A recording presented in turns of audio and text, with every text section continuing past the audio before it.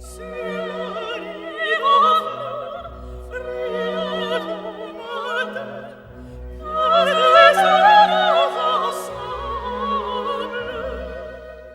September 21st, 1988, a decade after Richard Nixon expressed his discontent with Canada, Canada terrorized North America by announcing the birth of Tom MacDonald. To understand Tom MacDonald, we must understand cavemen from the Ice Age. In the Ice Age, it was ingrained in the mind of the cavemen on what to do. They knew how to make homes out of bones. They knew how to sing together, and importantly, they had a spiritual connection to the world around them. A lot of cave paintings are found in the most acoustic parts of their caves. It was natural for the human body to sing. But the Ice Age cavemen also had a sense of spirituality. They wished to connect to the Nomina, also known as God. They believed the methods used to connect to God and the universe is through drug use. Drugs were a common pathway to enter the spiritual world during the times of cavemen. Tom MacDonald claimed his upbringing was a struggle. He battled a strong alcohol addiction. He was addicted to marijuana and was also addicted to opioids. This is what we call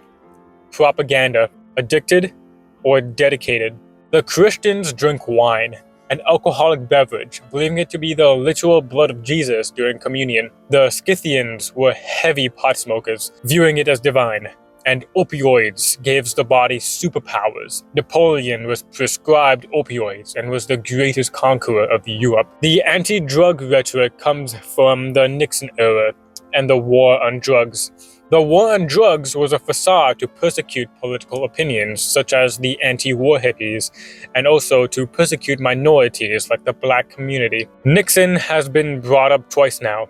You might be wondering, what is up with him? Tom MacDonald asked that too. It was clear to Tom MacDonald that Richard Nixon was warring him indirectly. Nixon hated Pierre Elliott Trudeau and declared MacDonald's divine practices to be criminal, practices that existed globally for 1,000 years. In 2014, Tom MacDonald will pursue a guerrilla warfare campaign. America was at war with the idea of a Canadian, at war with drugs, but not at war with music. If we remember the cavemen indulged in psychedelics, alcohol, and singing. Cavemen loved to sing. One can theorize Tom MacDonald referred to these cavemen and realized his chance to fight America was with music. This is his reign of terror. Tom MacDonald wasn't sober until 2017. He moved to America in 2014, meaning he was reaching divinity during his time in America. He received whispered visions of a new America and the destruction of its old establishment. Luckily for Tom MacDonald, the American people were fatigued from the war on terror and were ready to burn the old establishment to the ground. Tom MacDonald's new mission is to find like-minded fundamentalists to ally with. 2016, Donald J. Trump wins the presidency. On one hand, you had Trump's biggest ally, Turning Point USA, spearheaded by Charlie Kirk, a full-on loyal supporter to Trump. On the other hand, you had the Daily Wire, spearheaded by Ben Shapiro, who was more cautious. He defended Trump but never endorsed him. Tom MacDonald, who's not even an American citizen and couldn't vote in the elections, chose the latter. Ben Shapiro was only 4 years older than Tom MacDonald and was born in California near Los Angeles, the same city Tom MacDonald lives in. It was a perfect match. Back in 2014, Tom MacDonald was working on his weapon of terror. He released Leanne's Son. It was reminiscent of the East African embassy bombing, but it was nothing special. Tom MacDonald wasn't done, however. He plans big. He worked closely with his girlfriend, Nova Rockefeller, a mysterious figure.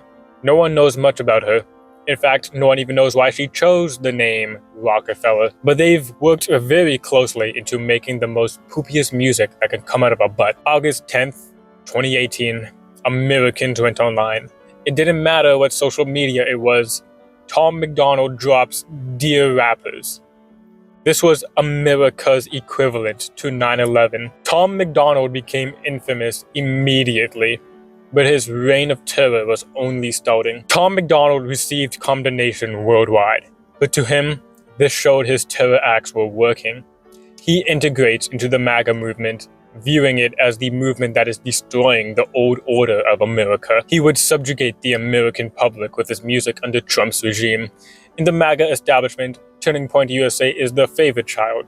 Unfortunately for the Daily Wire, they are their competitor. When it came to Tom MacDonald to decide what wing he is a part of, he pledged his allegiance to Ben Shapiro. To announce this union, Shapiro and MacDonald made a music video together. Their new mission: replacing Turning Point USA. Trump's administration is very diverse and very inclusive. Ted Cruz is Canadian. Peter Thiel was West German. Shapiro, Charlie Kirk were loyal to Israel. Trump's wife is Slovenian, and Trump's lawyer is from the Soviet Union. Tom MacDonald was able to fit right in. Tom MacDonald's integration into MAGA was a crucial moment. It made him go from a global terrorist into a state-sponsored subjugator of Americans. Tom MacDonald's money mostly comes from his fans.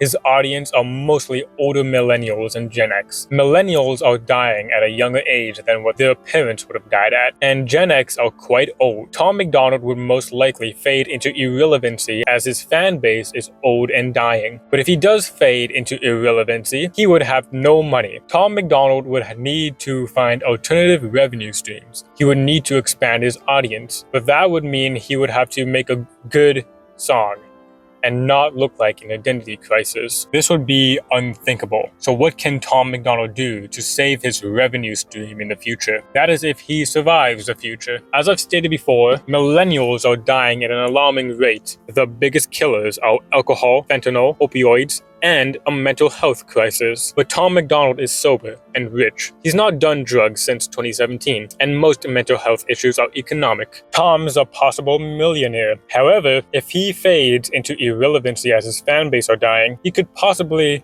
relapse as his income starts to dwindle. To avoid case A, Tom MacDonald would branch out to other revenue streams: stock markets, crypto, business. But if he chooses this path, he would need to break away from the MAGA sphere, as MAGA focuses on the destruction of the old establishment of America, causing unpredictability and burning of the economy. Perhaps he would try to redeem himself as a new person, like Al-Jilani of Syria. Ultimately, the future's goal is to terrorize us. Tom MacDonald will continue to unleash stinkers onto the internet, maybe even until he's dead. Humanity has a long history of living under oppression. Humans lived under slavery for 1,000 years, just under different names. Some called servants, some called serfs, some called peasants. Even today we have slavery. Jeffrey Epstein would be considered a slave merchant in the history books. History has no intention to give us breathing room. Humans are terrible at distinguishing fear and arousal from each other. We yearn to bring hell on earth. Tom MacDonald may never stop terrorizing America.